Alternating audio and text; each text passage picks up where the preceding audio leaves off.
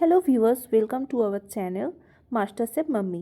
তো আজ আমরা তৈরি করব কাতলা মাছের ঝোল। তো এটি তৈরি করার জন্য মাছগুলোকে ভালো করে ধুয়ে নিতে হবে। ধুয়ে নেওয়া হয়ে গেলে এই মাছে আমরা আন্দাজ মতো হলুদ আর লবণ দিয়ে ভালো করে মাখিয়ে নেব।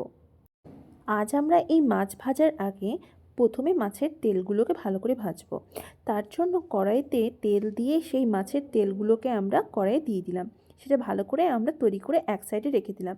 এরপরে একে একে আমরা মাছের পেটিগুলো গাদাগুলো কড়াইয়ে দিয়ে আস্তে আস্তে করে আমরা ভেজে নেব। ভাজার সময় আমাদের মনে রাখতে হবে যেন মাছগুলো ভেঙে না যায় আর পুড়ে না যায়। তো আমাদের দেখো এক পিঠ হয়ে গেছে ভাজা। এবার আমরা অপর পিঠটাও ভালো করে ভেজে নেব। ভালো করে ভাজা হয়ে গেলে মাছের সেই পিসগুলোকে আমরা অন্য জায়গায় তুলে রাখবো। এভাবে আমরা আস্তে আস্তে মাছের লেজা, মাথা এগুলো ভালো করে ভাজতে হবে।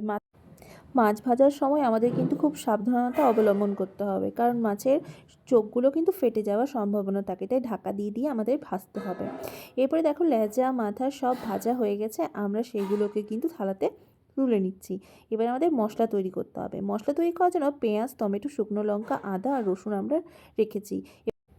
সেখান থেকে আমাদের আদা, রসুন আর দুটো শুকনো লঙ্কা আর তাতে জিরে আর কিছুটা চিনেবাদাম দিয়ে আমরা সেটা পেস্ট করে নেব। এরপর কড়াইয়ে তেল, কালো জিরে, তেজপাতা, শুকনো লঙ্কা, গোটা গরম মশলা এবং পেঁয়াজগুলি দিয়ে ভালো করে সেটা ভাজতে হবে।